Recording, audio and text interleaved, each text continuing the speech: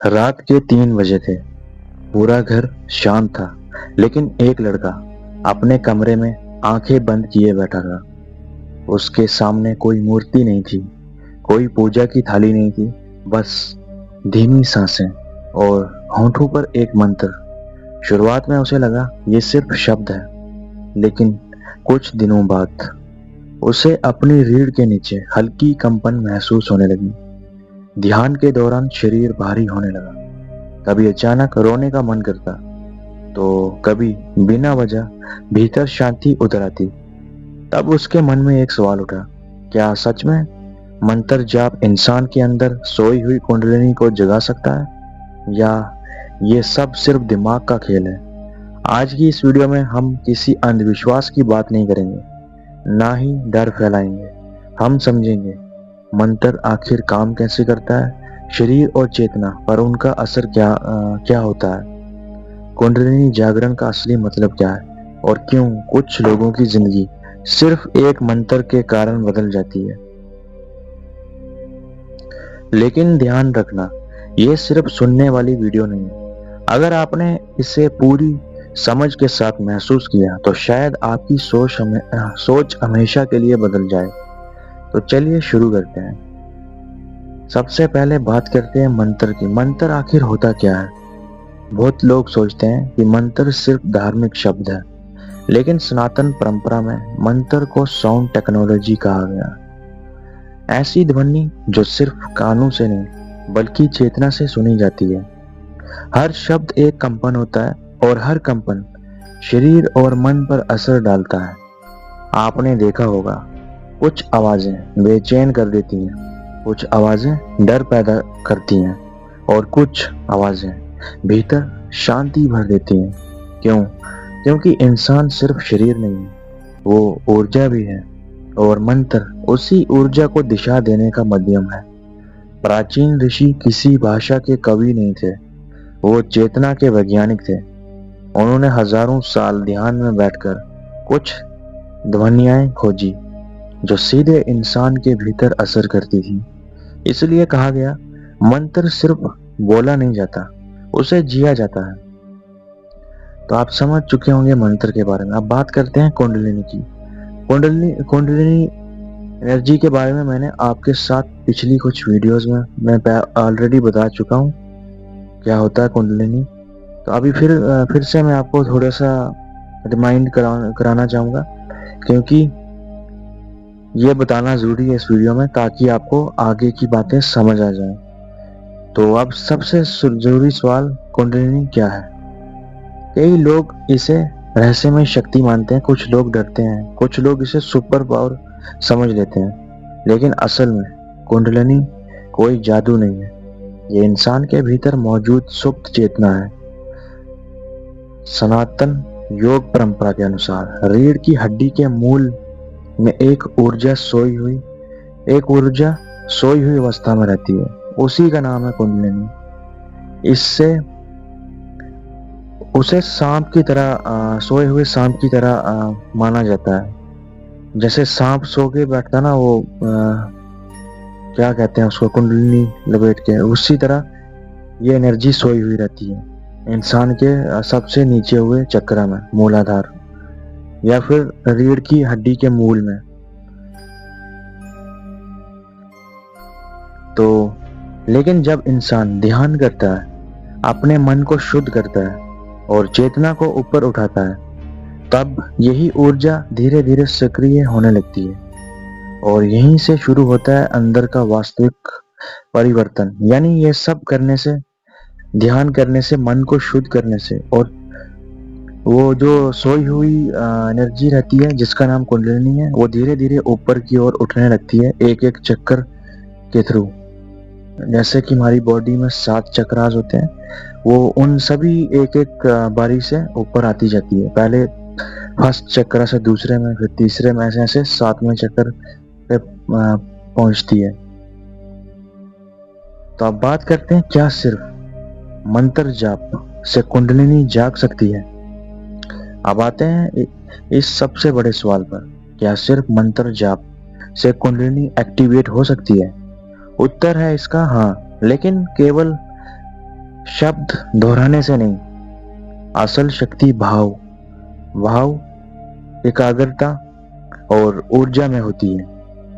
अगर कोई इंसान सिर्फ गिनती पूरी करने के लिए मंत्र बोल रहा है तो असर सीमित रहेगा। लेकिन जब वही मंत्र श्रद्धा, अनुशासन और गहरी जागरूकता के साथ किया जाए तब मंत्र धीरे धीरे चेतना को बदलना शुरू करता है।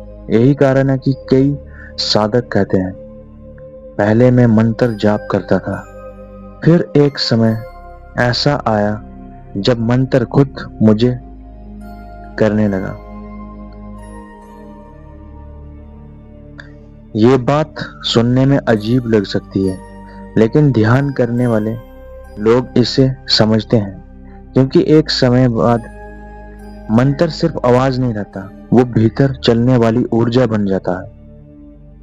अब बात करते हैं मंत्र दिमाग और शरीर पर क्या असर डालते हैं। आज मॉडर्न साइंस भी ये मानने लगी है कि रेपिटेटिव साउंड पैटर्न्स दिमाग को बदल सकते हैं। जब कोई इंसान लगातार एक ही मंत्र पर ध्यान देता है तो उसका नर्वस सिस्टम शांत होने लगता है। धीरे धीरे स्ट्रेस कम होता है, सांसें गहरी होती हैं और मन की भागदौड़ धीमी पड़ने लगती है। लेकिन सनातन ज्ञान इससे भी आगे जाता है। उसके अनुसार मंत्र सिर्फ दिमाग नहीं बदलते, वह ऊर्जा के केंद्रों को प्रभावित करते हैं। इन्हें चक्रास कहा गया। हर चक्र इंसान की मानसिक और आध्यात्मिक स्थिति से जुड़ा माना गया, और जब मंत्र जाप लगातार होता है तो चेतना नीचे से ऊपर की ओर बढ़ने लगती है। इसी प्रक्रिया को कई लोग कुंडलिनी अवेकनिंग कहते हैं। अब बात करते हैं असली संकेत क्या होते हैं। सबसे जरूरी बात, बहुत लोग इंटरनेट देखकर सोच लेते हैं कि शरीर में झटका आया, सपना अलग दिखा या गर्मी महसूस हुई तो कुंडलिनी जाग गई। लेकिन असली संकेत इससे कई गहरे होते हैं। जैसे पहला संकेत, आपका मन धीरे धीरे बेकार चीजों से हटने लगता है। दूसरा, अंदर से सच्चाई की तलाश शुरू होती है। तीसरा, भीड़ में रहकर भी अकेला रहने का मन करता है। चौथा, क्रोध और लालच पहले जैसे नहीं रहते। और सबसे बड़े संकेत, इंसान बाहरी दुनिया से ज्यादा अपने भीतर को देखने लगता है। असल जागरण शोर नहीं पैदा करता, वो इंसान को शांत बनाता है। तो ये बातें मैंने आपको पहले भी बता चुका हूं। तो अब बात करते हैं, लोग डर क्यों जाते हैं। कई बार जब इंसान गहराई से मंत्र जाप करता है तो दबे हुए इमोशंस बाहर आने लगते हैं। पुराने डर, दुख और मानसिक बोझ सतह पर आने लगते हैं। कुछ लोग इसे गलत समझ लेते हैं, उन्हें लगता है कुछ बुरा हो रहा है, लेकिन कई बार ये भीतर की सफाई होती है। जैसे कोई गंदा कमरा साफ करते समय पहले धूल उड़ती है, वैसे ही चेतना भी पहले अशांत हो सकती है। इसलिए पुराने गुरु हमेशा कहते थे, धीरे चलो, संतुलन के साथ चलो। कुंडलिनी कोई रेस नहीं है, ये जीवन को समझने की प्रक्रिया है। अब बात करते हैं सबसे बड़ी गलती की। अचानक सोशल मीडिया पर लोग कुंडलिनी को एक ट्रेंड बना चुके हैं। आपने देखा होगा, इसकी काफी वीडियोस भी आती हैं और सब अपने अपने हिसाब से राय देते हैं। लेकिन हम कैसे उन पे यकीन करें कि वो रियल इंफॉर्मेशन शेयर कर रहे हैं। तो हमें ऐसे किसी की भी बात सुनते हैं लेकिन और फॉलो भी करना स्टार्ट कर देते हैं। तो ये चीजें ऐसे फॉलो नहीं की जाती। अगर आपका कोई गुरु है, आप गुरु की सलाह में इसे कर सकते हैं, या फिर आपको नेचर खुद एक ऐसा टाइम आएगा कुछ सिखाएगी इस बारे में। तो कोई कहता है 7 दिन में जागरण, कोई कहता है एक सीक्रेट टेक्निक, लेकिन सच ये है, जिस शक्ति को ऋषियों ने वर्षों की तपस्या से समझा, उसे शॉर्टकट में पाना संभव नहीं है। यही मैं समझाना चाहता हूँ। अगर मन अशांत है,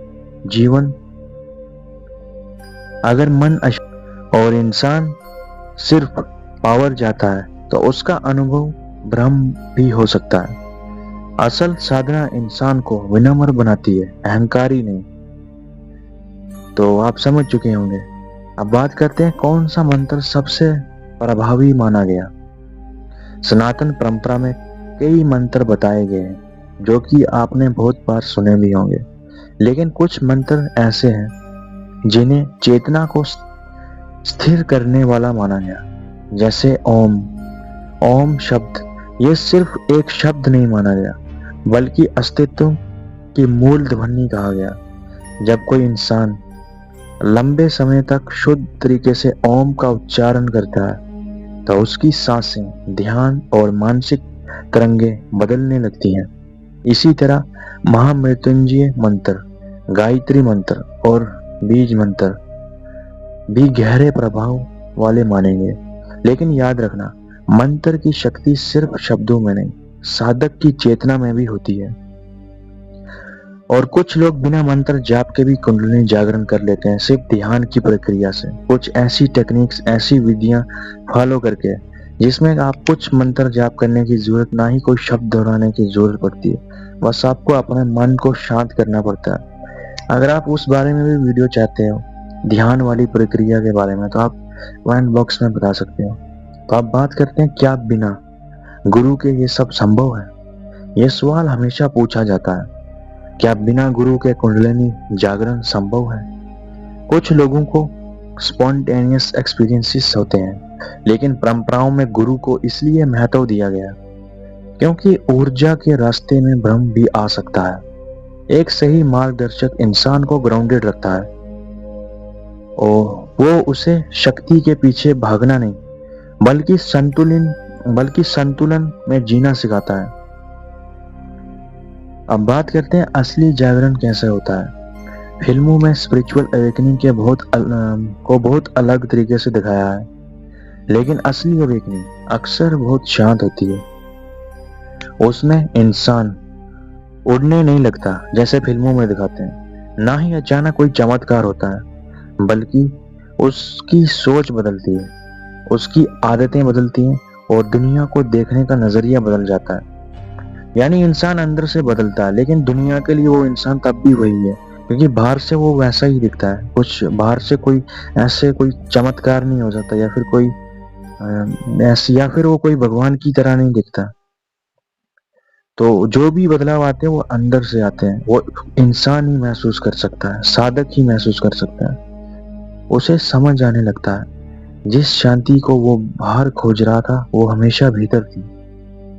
तो क्या मंत्र जाप सच में कुंडलिनी को एक्टिवेट करता है? हाँ, लेकिन इसका जवाब है हाँ, लेकिन केवल शब्दों से नहीं। जब मंत्र अनुशासन, शुद्ध जीवन, जागरूकता और गहरे ध्यान के साथ जुड़ता है, तब वह धीरे धीरे इंसान की चेतना बदल सकता है। लेकिन याद रखना, कुंडलिनी का मतलब सिर्फ एनर्जी एक्सपीरियंसेस नहीं है। असल जागरण तब है जब इंसान भीतर से अधिक शांत, जागरूक और सच्चा बनने लगे। शायद इसीलिए ऋषियों ने कहा था, सबसे बड़ी शक्ति अपने आप को जानना है। अगर आपने इस वीडियो को यहाँ तक देखा तो एक पल के लिए आंखें बंद कीजिए, गहरी सांस लीजिए और खुद से पूछिए, क्या मैं सिर्फ दुनिया को जानना चाहता हूँ या खुद को भी?